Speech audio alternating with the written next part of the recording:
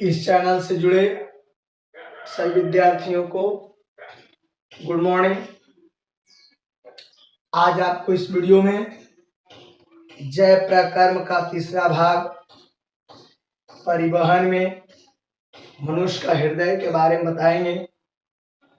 हृदय की बनावट और उसकी क्रिया विधि। हृदय के बारे में आप लोग को पहले भी समझाया गया था और बोला गया था कि आप इसे लिखकर भेजें। बहुत बच्चे ने बहुत सुंदर तरीके से भेजा है, धन्यवाद। और विद्यार्थी, आज हम आप लोग को हृदय की आंतरिक संरचनाओं के बारे में बताएंगे। इसके बाद हृदय के कार्य विधि को बताएंगे। इसके बाद मनुष्य में जब धड़कनें धड़कती है तब दो प्रकार के आवाज लब और डब उत्पन्न होता है, इसके बारे में बताया जाएगा। इसके बाद मनुष्य के रक्तचाप ब्लड प्रेशर के बारे में बताया जाएगा।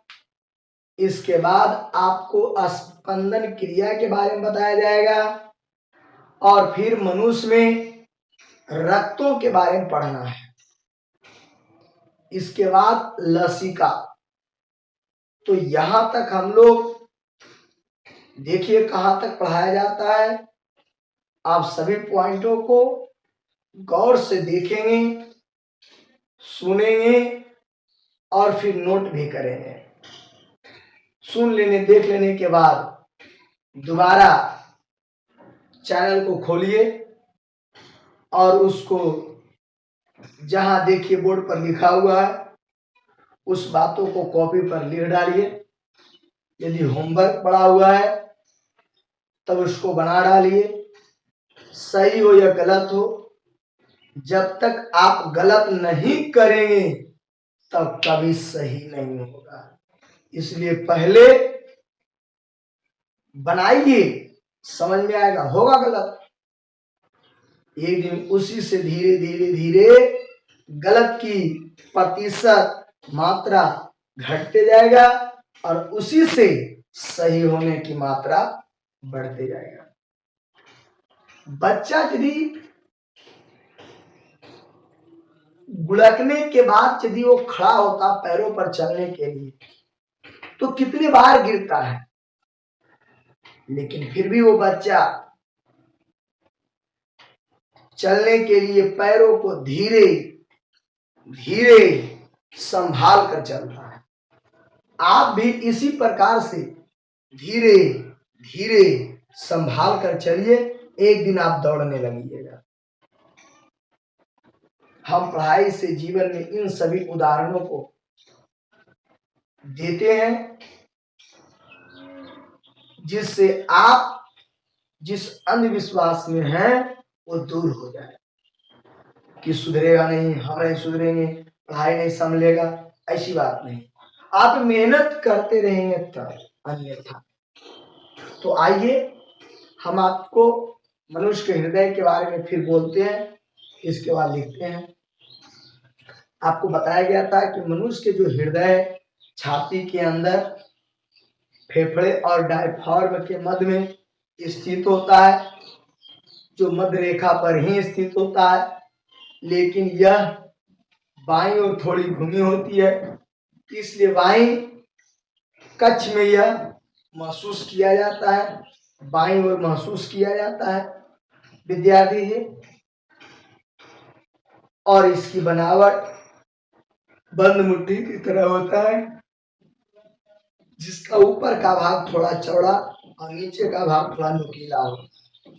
ऊपर में दो आलिंद होती है जिसे बाएं आलिंद और दाएं आलिंद कहा जाता है, जबकि नीचे ओर दो निलय होती है जिसे बाएं निलय और दाएं निलय कहते हैं।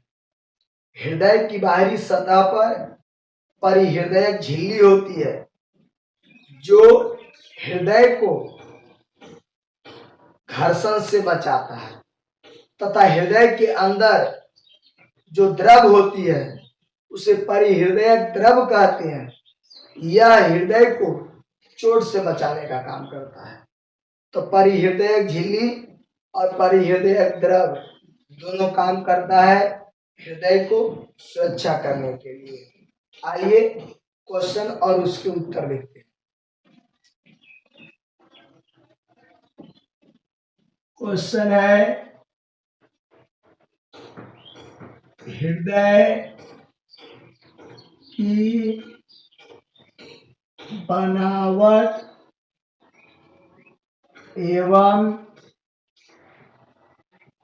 क्रिया विधि को लिखें।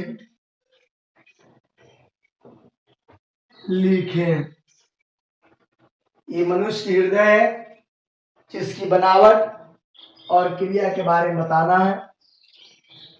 तो आंसर, मनुष्य के हृदय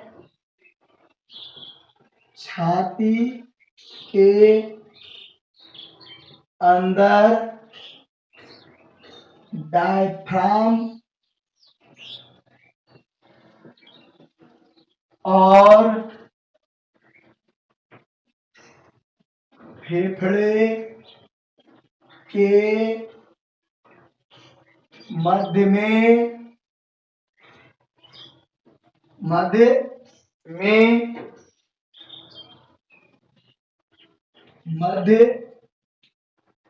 रेखा पर स्थित होता है, जो थोड़ी बाईं ओर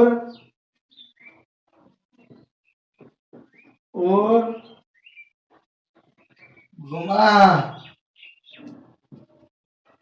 रहता है। इसलिए इसे बाईं ओर महसूस किया जाता है।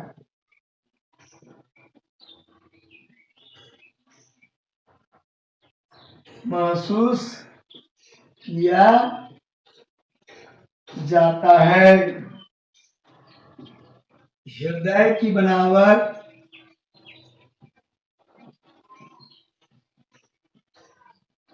बंद मुट्ठी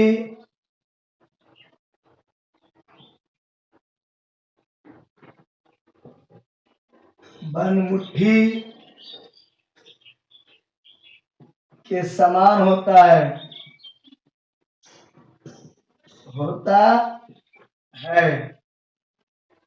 जिसमें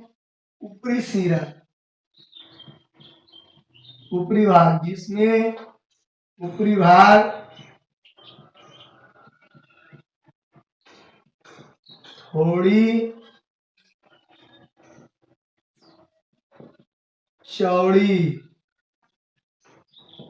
होती है, जिसमें आलिंद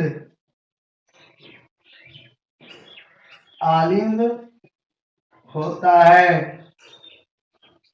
तथा निचले भाग में निचले भाग थोड़ी नुकीली यानी पतली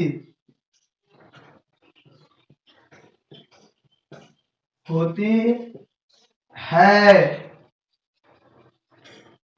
निचले भाग में नुकीली होती है, जिसमें दो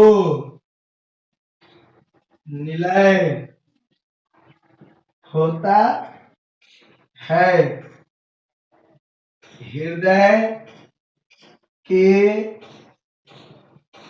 बाहरी सतह पर परिहृदयक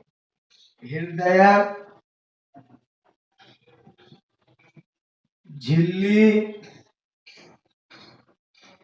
परिहृदयक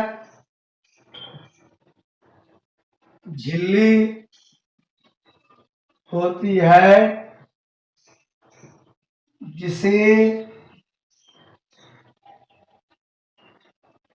दो निलय होती है हृदय के बाहरी सतह पर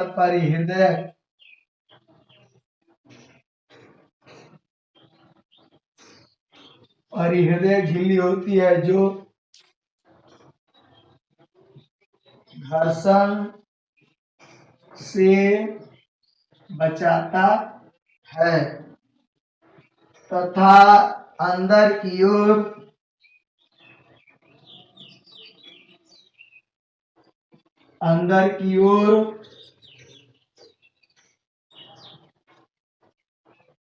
परिहृदयक द्रव होता है परिहृदयक द्रव होता है जो हृदय को चोट से बचाता है। ये था विद्यार्थी, आप इसको गौर से 1 मिनट देखें, मैं दोबारा इसको समझाऊंगा।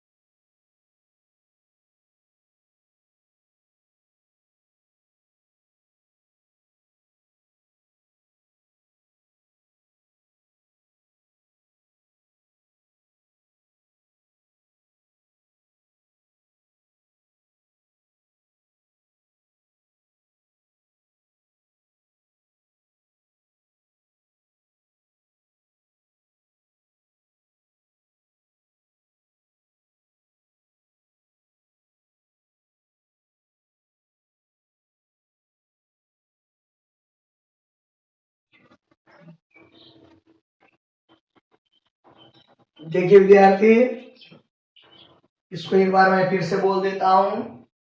मनुष्य के हृदय छाती के अंदर डायफ्राम और फेफड़े के बीच में मध्य रेखा पर स्थित होता है, तो थोड़ी बाईं घुमा रहता है, इसलिए इसे बाईं ओर महसूस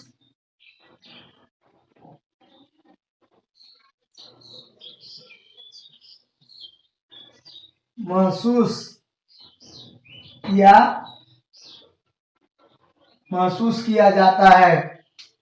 यहाँ थोड़ा सा लिखावट खराब था, सुधार दीजिएगा। महसूस किया जाता है। हृदय की बनावट बंद मुट्ठी के समान होता है, जिसमें ऊपरी भाग थोड़ी चौड़ी होती है, जिसमें आलिंद होता है, तथा निचले भाग थोड़ी नुकीली पतली होती है, जिसमें दो निलय होती है, यानी ऊपर आलिंद और नीचे निलय। हृदय के बाहरी सतह पर परिहृदयक झिल्ली होती है जो घर्षण से बचाता है, यानी परिहृदयक झिल्ली जो है सुरक्षा करने का काम करता है, तथा अंदर की ओर जो द्रव होता है उसे परिहृदयक द्रव कहते हैं, और ये हृदय को चोट से बचाता है। तो परिहृदयक द्रव और परिहृदयक झिल्ली, ये दोनों जो है हृदय को सुरक्षा करने वाला कोशिका है। आइए आगे हम आप लोग को इसका फिगर बताते हैं। जगह कम था इसलिए फिगर नहीं बनाए थे, अब फिगर बना रहे हैं।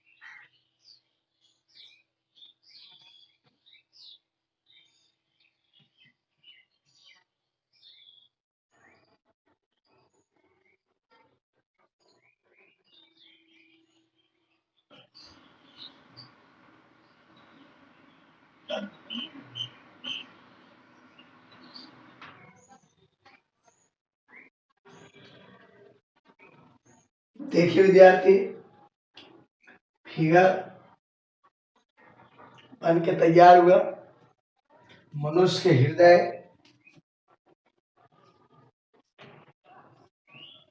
मनुष्य के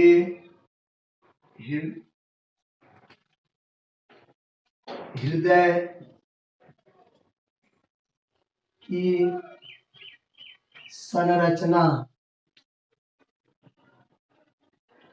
बनावट है। ऊपर का भाग थोड़ा चौड़ा और नीचे का भाग नुकीला पतला।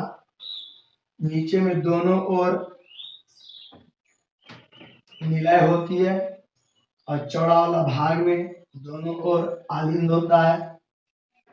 जो बाईं ओर रहेगा उससे बाएं आलिंद और निलय, जो दाईं ओर रहेगा उसे दाएं निलय आलिंद।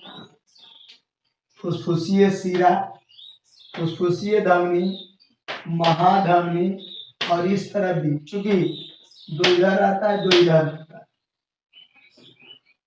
एक महाशिरा महाधमनी इधर रहता है, एक महाशिरा इधर।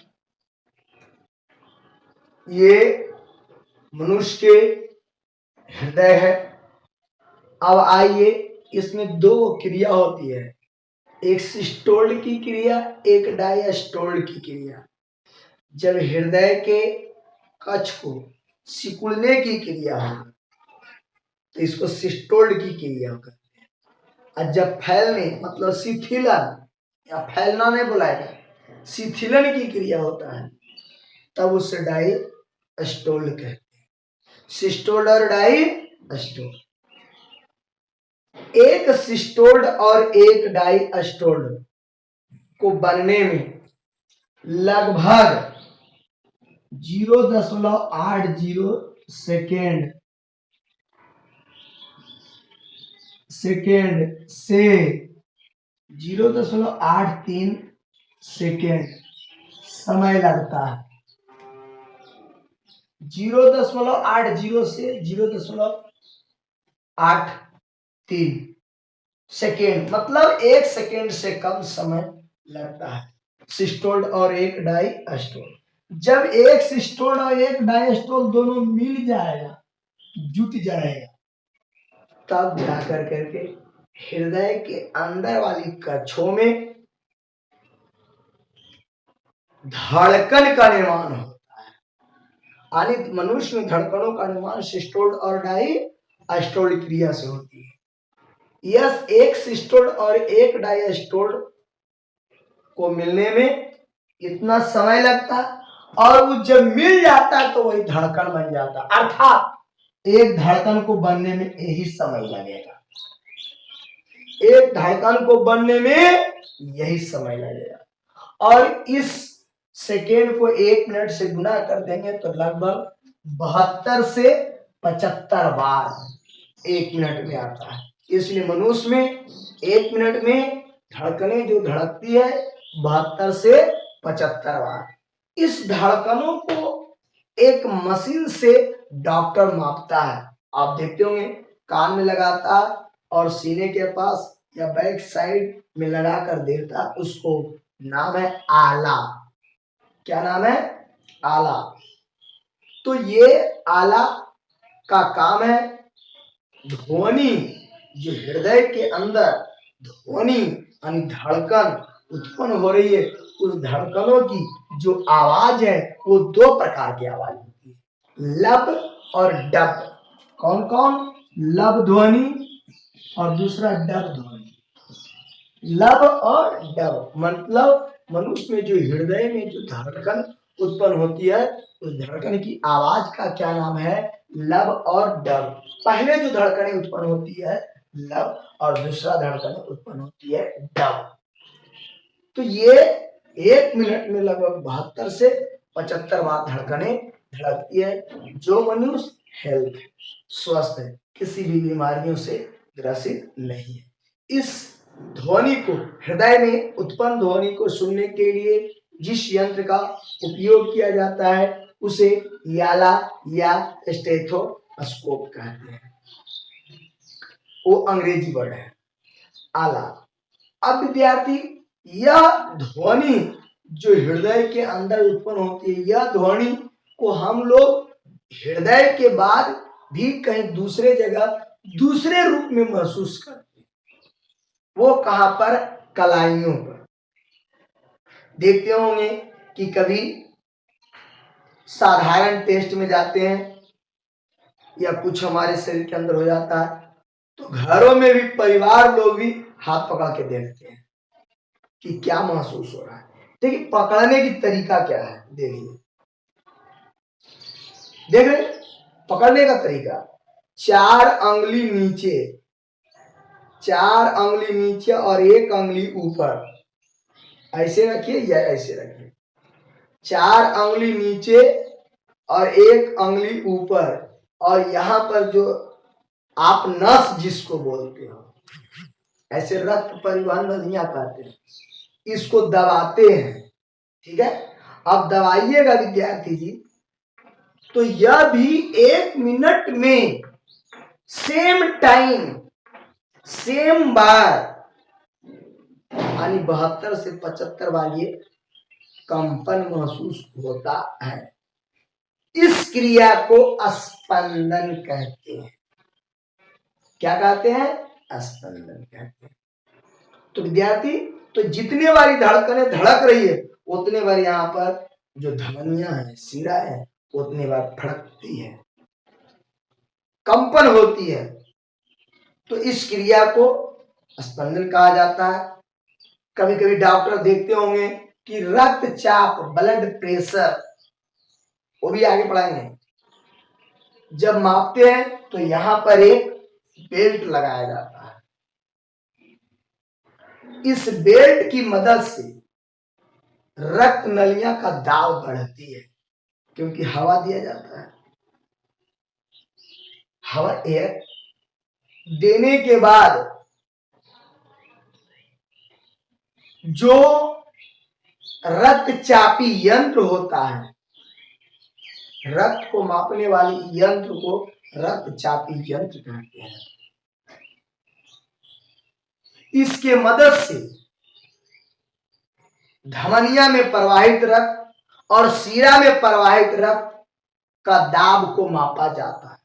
जब हृदय के कक्षों से निकलती है तो पहले पहले धमनिया में जाती है।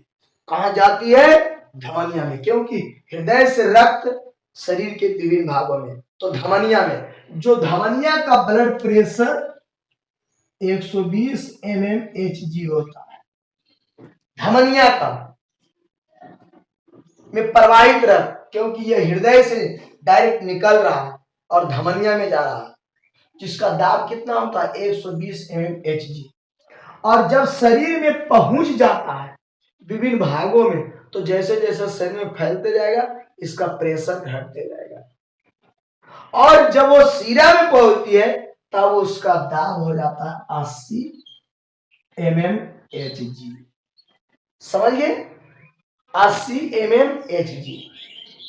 अब इधर कॉमन ले लीजिए, तो 120/80, ये मनुष्य का समान रक्तचाप है, 120/80। यानी धमनिया में जो रक्तचाप होना चाहिए 120, और शिरा में जो रक्तचाप का दाब होना चाहिए वो 80, तब मनुष्य के समान दाब कहा जाता है, समान कहा जाता है। इससे बढ़ा हुआ है तो बीपी हाई, इससे घटा हुआ है तो बीपी लो।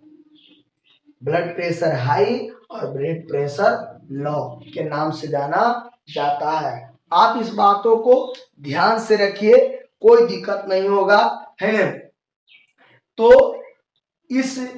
अब विद्यार्थी इस रक्तचाप को मापने के लिए जिस यंत्र का उपयोग करते हैं उसका नाम है स्फेग्मोमैनोमीटर, रक्तचापी यंत्र, रक्तचाप मापी यंत्र, स्फेग्मोमैनोमीटर।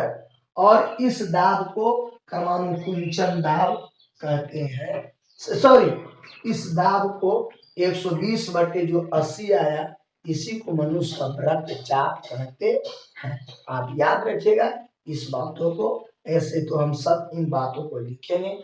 आइए हम जो मौखिकली लिख रहे हैं उसको ध्यान दीजिए। अभी मैंने आपको दो यंत्र के बारे में बताया, एक हृदय के धड़कनों को मापने सुनने के लिए और एक रक्तचाप को मापने के लिए है। इन दोनों यंत्रों के बारे में बताते हैं और उसके बारे में भी दिखाएंगे। आइए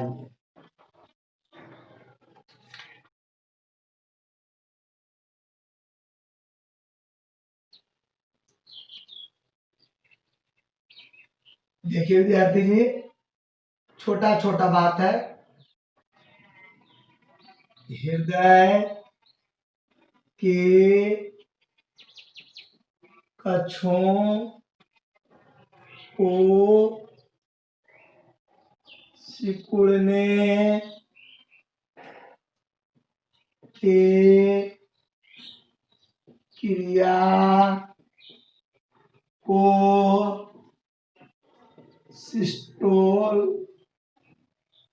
सिस्टोल कहते हैं। हृदय के कक्षों को सिकुड़ने की क्रिया को सिस्टोल कहते हैं। अयवरी हृदय के कक्षों को शिथिलन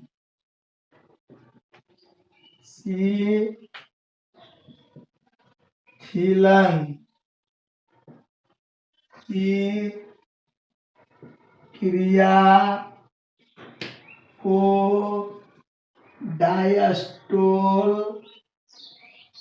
कहते हैं। फिर से सुन लीजिए, हृदय के कक्षों को सिकुड़ने की क्रिया को सिस्टोल और हृदय के कक्षों को शिथिलन क्रिया को क्या कहेगा? डायस्टोल। एक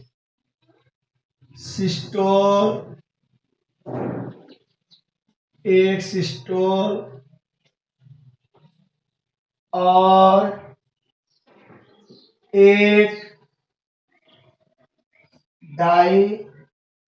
डायस्टोल मिलकर एक धड़कन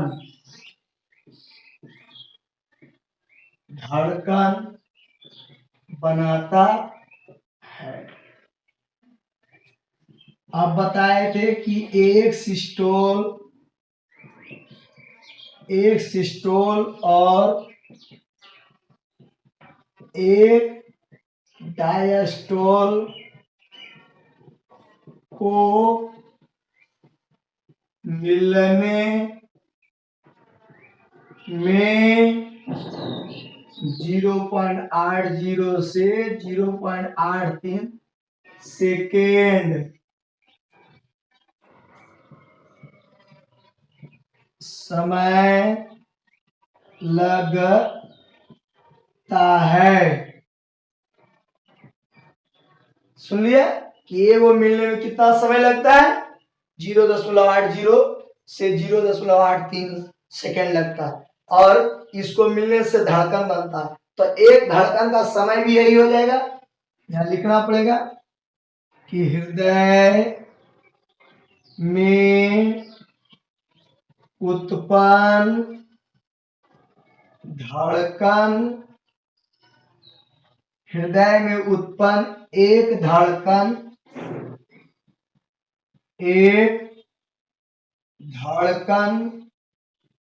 को धड़कने में 0.80 से 0.83 सेकेंड, अब पढ़ना पड़ेगा, सेकेंड समय लगता है। अब इसको 1 मिनट में जब करेंगे तो ये बन जाएगा 72 से 75। इसलिए मनुष्य में एक मिनट, 1 मिनट में 72 से 75 बार धड़कन धड़कता है। समान स्वस्थ मनुष्य में 1 मिनट में 72 से 75 बार धड़कन धड़कता है। सरा और एक बात, मनुष्य के हृदय एक दो तरफा पाइप की तरह काम करता है। मनुष्य के हृदय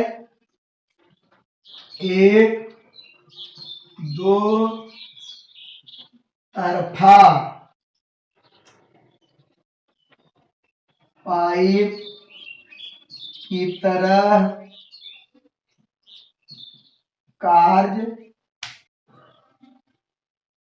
करता है।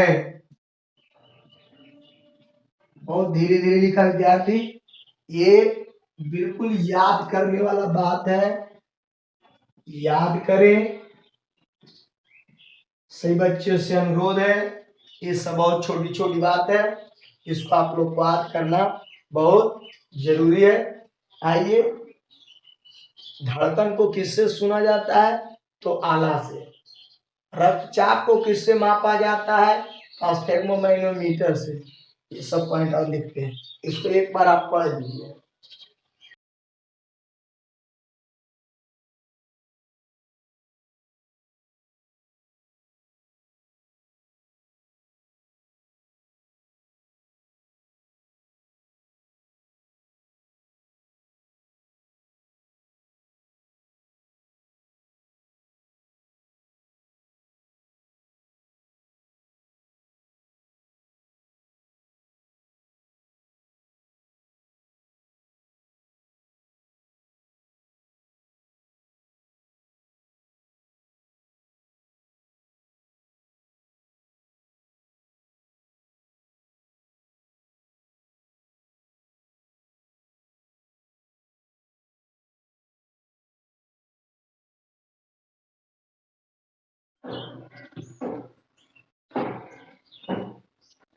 तो आप लोग पढ़ लिए, इसको याद रखना है। देखिए बगल में लिख दिए, याद नहीं कीजिएगा तो आप समझिएगा भाई पहले ही कहते हैं और बार बार कह रहे हैं, एकदम स्थिर से हर एक टॉपिक बता रहे हैं।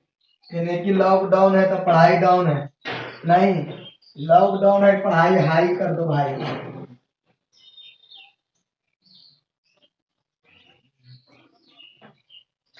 देखिए बात को आगे हम बता रहे हैं, सुनिएगा।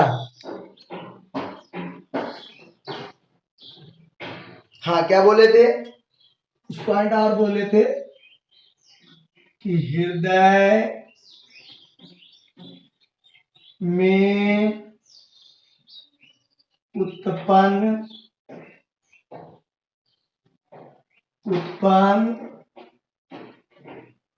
ध्वनि को आला से सुना जाता है। सुन लिया? सामान्य मनुष्य की रक्तचाप 120/80 होता है।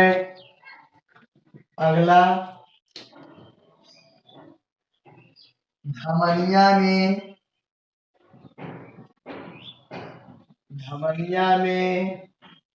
प्रवाहित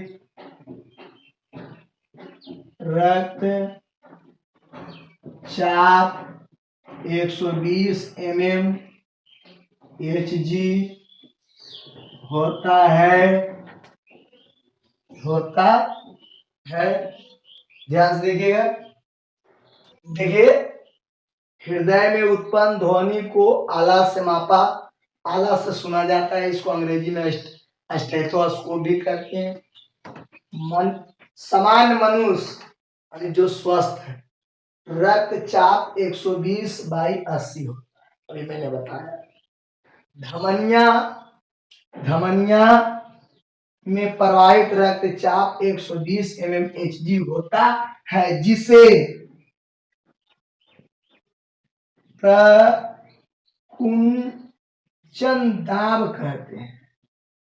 दाब कहते हैं। सुना बहादुर, ये सब याद रखिएगा। और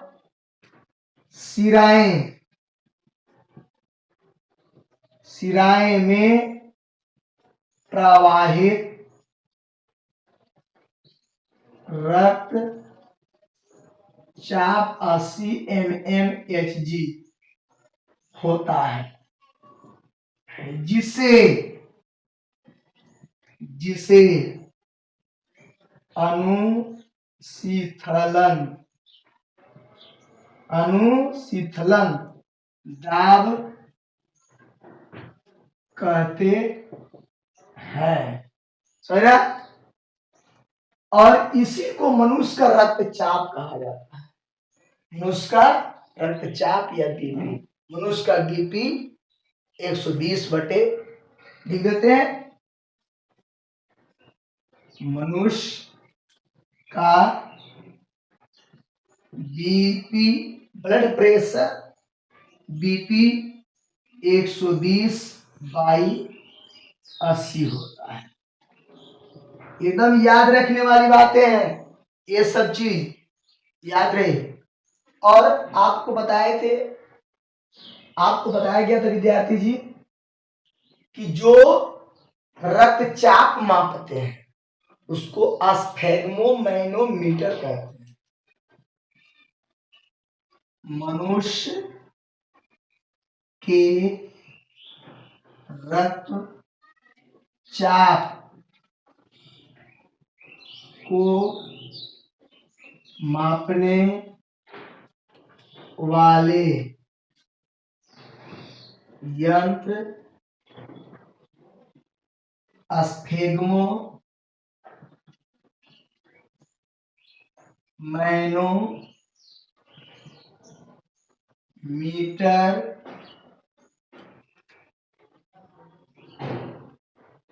कहते हैं। रक्तचाप मापी यंत्र, समझ रहा बहादुर? ये अब डिजिटल आ गया, लेकिन इसमें लाल रंग का पारा भरा, समझ रहा है? साधारण जो स्फेग्मोमैनोमीटर पहले चलता था वो आपको पारा का उपयोग उसमें होता था लाल रंग के, लेकिन अब तो डिजिटल आ गया, लगा दिया जाता है, स्क्रीन पर लिख दिया जाता है, लिखा था कि धमनिया में प्रवाहित रक्त इतना और सिरे में प्रवाहित रक्त इतना। तो अब जो है डिजिटल आ गया है, लेकिन याद रहे विद्यार्थी ये सब बातों को, ये सब क्वेश्चन के रूप में कैसे आएगा सो सुनिए। मनुष्य में का रक्तचाप कितना होता है, मनुष्य में प्रकुंचन दाब कितना होता है, मनुष्य में अनुशीतलन दाब कितना होता है, तो इस टाइप पर अति लघु करिए। यदि इसी में कह दिया जाए प्रकुंचन दाब किसे कहते हैं, तो आपका जवाब होगा धमनिया में प्रवाहित धमनिया में प्रवाहित रक्तचाप को ही क्या कहते हैं, प्रकुंचन दाब, जिसका मान 120 mmHg होता है। तो आप इसको परिभाषा भी बना सकते हैं, कहिए तो लिख देते हैं, बोलिए यस या नो।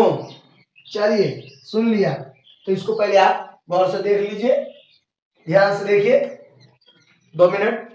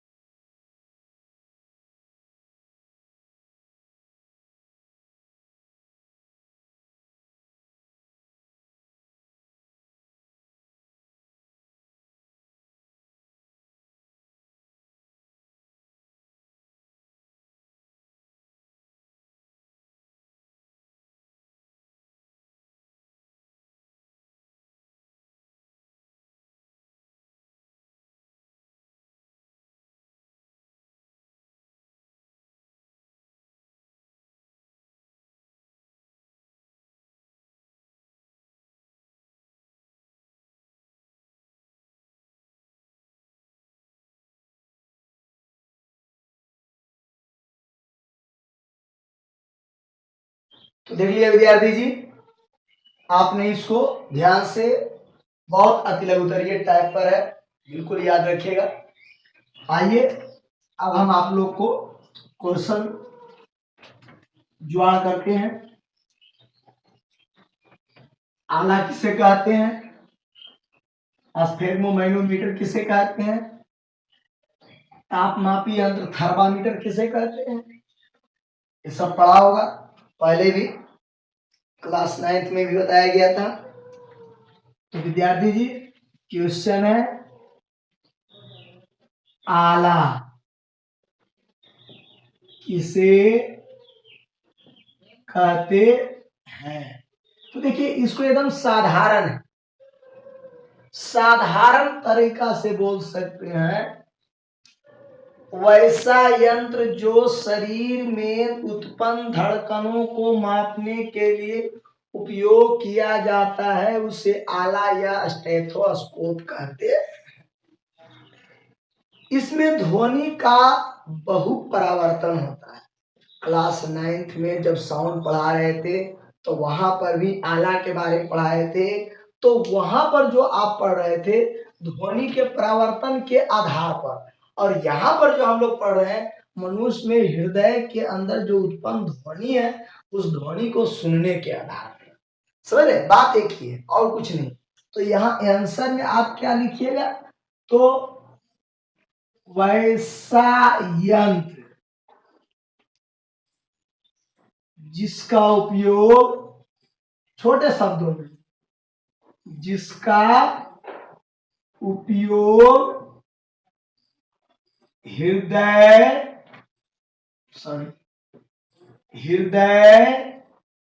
में उत्पन्न ध्वनि, नहीं बोले थे, नहीं लिखाए हैं, लिख देंगे आगे, ध्वनि लब और डब को सुनने में, फिर से, वैसा यंत्र जिसका उपयोग हृदय में उत्पन्न ध्वनि को सुनने में उपयोग किया जाता है, वैसा यंत्र जिसका उपयोग लिखा गया है, हृदय में उत्पन्न ध्वनि को सुनने में प्रयोग किया जाता है, वही हुआ, सुनने में प्रयोग होता है उसे आला कहते हैं। इसमें ध्वनि का परावर्तन होता है। ठीक है, पहले भी आपने पढ़ा। इसके बाद आपको है रक्तचाप मापने वाला यंत्र, रक्तचाप मापी यंत्र, या भी क्या लिखे थे, स्फेग्मोमैनोमीटर,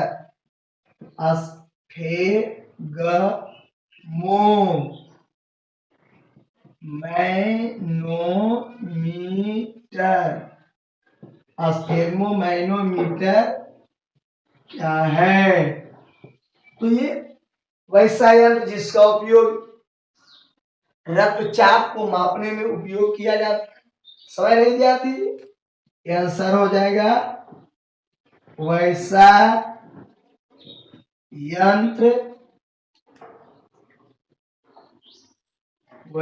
यंत्र जिसका उपयोग रक्तचाप मापने में उपयोग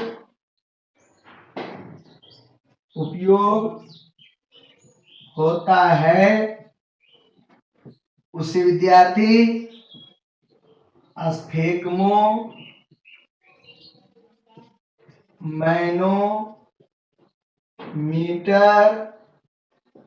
कहते हैं। इसमें रंगीन पारा भरा रहता है ना। ये मैंने आपको डिजिटल रक्तचाप मापने वाले यंत्र के बारे में नहीं, ये पारम जो भरा रहता है उसमें थर्मामीटर के बारे में आप जानते हैं। ताप मापने वाले यंत्र को तापमापी यंत्र या थर्मामीटर कहते हैं। तो ये आप लोग का आया। हम आगे स्पंदन, इसके बाद ईसीजी एक और यंत्र है, ईसीजी इलेक्ट्रोकार्डियोग्राम वो भी यंत्र है। वो हृदय के अंदर उत्पन्न तरंग को मापने में उपयोग किया होता है ना। और इसके बाद आप लोग को रक्त लसिका ये सही पढ़ना। कल इससे भी बहुत ज्यादा इंपॉर्टेंट है। आज तो अति लघुत्तर ये बहुत बताया गया है ना, लेकिन कल आप अपने ब्लड के बारे में पढ़ेंगे। आप जानते हैं कि जब दीपक बुझती है, बुझा जाती है, तो उसमें ईंधन का अभाव हुआ, कमी हुआ, यानी जिस और यदि दीपक बुझने वाली है, बुझने वाली है और उस पर एक बूंद फ्यूल डाल दीजिए, ईंधन डाल दीजिए, तो वो जल उठती है। पुनः हमारे शरीर भी एक जलता हुआ दीपक की तरह है और इसमें ईंधन के रूप में रक्त काम करता है। तो इस शरीर जो दीपक की भांति है, उसके लिए ब्लड एक एक बूंद महत्वपूर्ण है। यदि एक एक बूंद, जिस प्रकार से उस बुझती हुई दीपक के लिए एक बूंद ईंधन बहुत आवश्यक है, उसी प्रकार से शरीर के लिए एक बूंद रक्त अति आवश्यक है। अतः हम रक्त को किस रूप में व्यर्थ खर्च करते हैं, कहाँ कैसे खर्च करते हैं, कैसे बर्बाद करते हैं, इसके बारे में, बचाने के बारे में, रक्त निर्माण के बारे में और रक्त संबंधित बातों के बारे में हम लोग अगला वीडियो में देखेंगे। आप जरूर उसको देखें, एकदम सुने, एक दो चार बार अपने आसपास पड़ोसियों को भी सुना दें, क्योंकि ये सिर्फ पढ़ाई से नहीं बल्कि अपने आप में जानने से भी बात है। तो फिर अगला दिन हम आप लोग को इसी चैनल के साथ मिलते हैं। तब तक के सभी विद्यार्थियों को धन्यवाद।